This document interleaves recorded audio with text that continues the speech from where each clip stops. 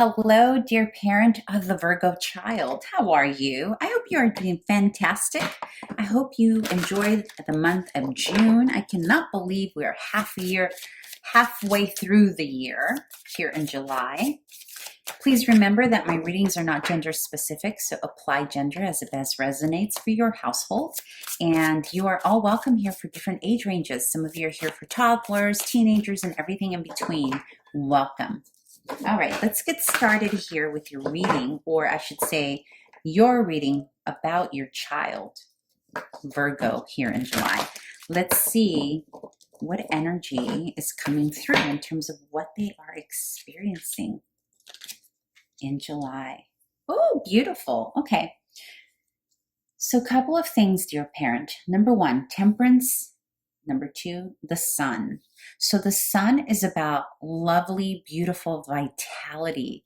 It's about self-expression. It's about our ego. And I don't mean ego in the negative reference, but like ego and identity, upliftness, vitality, all that good stuff. And it's paired with temperance, and temperance is about balance. So there's a feeling here in July that Virgo is learning how to balance himself, herself in the topics of emotion and groundedness, meaning maybe they're starting to learn how to balance logic versus emotion. And there's a sense here of contentment, but there's also maybe a feeling that needs to be remedied in the case of having too much fun and learning how to balance that out, or learning how to balance the mundane day-to-day life with, summer fun. Like many of you, depending on where you are in the world, are probably on summer break here from school. And so there's a sense here of so much fun going on that potentially there's going to come at a point where it needs to be balanced. I don't see anything negative with that. I think that's great. It's beautiful. They're learning how to self-regulate. Another thing to keep in mind here with the temperance when it comes up in a child reading is that it's also about blending masculine and feminine energies. So you may have a child here experimenting with those things, and this can be as simple as, starting to dress a little differently, maybe a little bit more gender fluid, or maybe their friendships, people they're hanging out with, maybe there's less of that gender role norms, which is, beautiful, right? There's that sense of, if for those of you who have little itty bitty ones, maybe they're used to playing with Barbies and now they want to play with toy trucks or what have you. And so there's this feeling of meshing gender, if you will. So that's also beautiful. But in any case, what your little one here is experiencing in the month of July is bliss and joyfulness and self-expression. And the reason they're able to do this is because they're learning how to regulate themselves. It's very beautiful. Okay, so let's move on to a potential conflict that your little one may be facing.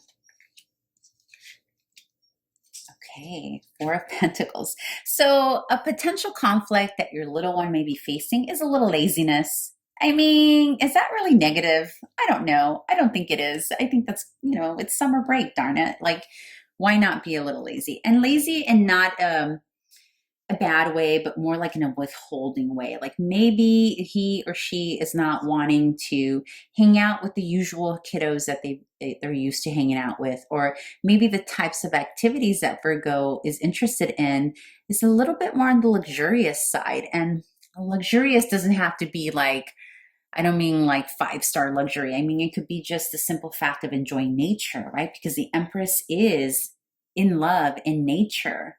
So it may seem like a negative. It did fall in the challenge and conflict position, but, just know that this is, if you're starting to notice maybe your little one going off on his own or withholding from wanting to be with other people, because the Empress in this particular deck is very much self-sufficient, I want to do this on my own kind of character.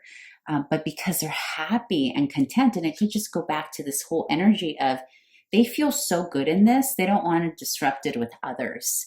And it could maybe potentially appear to the exterior meaning you, the parent or siblings or neighbors or friends, that they're withholding and they're being stingy with their time. But the reality is they're just enjoying being. And it can pose a conflict if other people are not on board with it or other people are not allowing it to happen. So just keep that in mind, that if your little one wants to be in nature, kind of literally lost playing with ladybugs, or wanting to, get in the soil and gardening, that kind of thing, and sort of do it on their own without other people involved, that can potentially be a conflict if you have, others who need to be a part of your process here. But I don't see that as a negative, dear parent, but I don't know.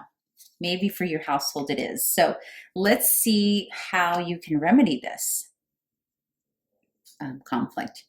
So the way to remedy this is as the authority, because the King of Swords shows up, or the parents in the household, or the adults, the authority here of your child, is to just show up in that and communicate.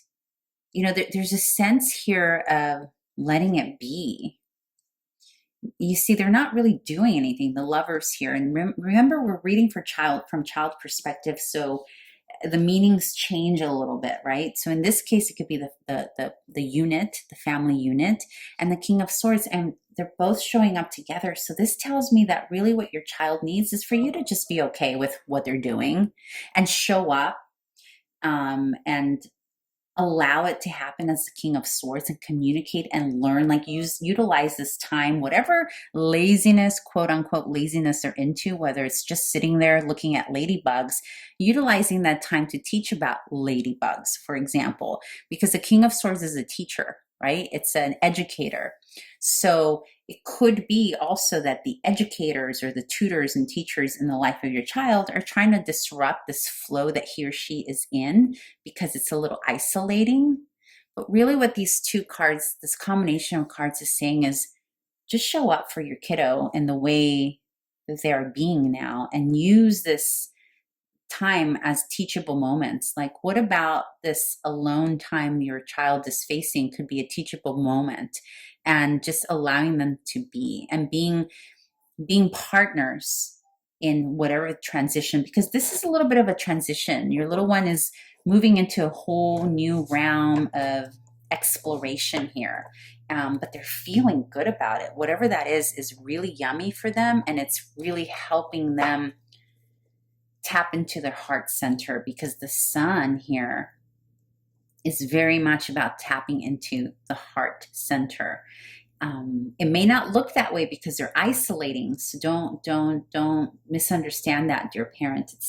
It looks like they're not in their heart center because they're leaving other people out, but they very much are in their heart space, and they just need you to get on board with it, be okay with it, and use it as an learning opportunity. So I hope that was helpful for someone, and hope to see you back here next month. Bye.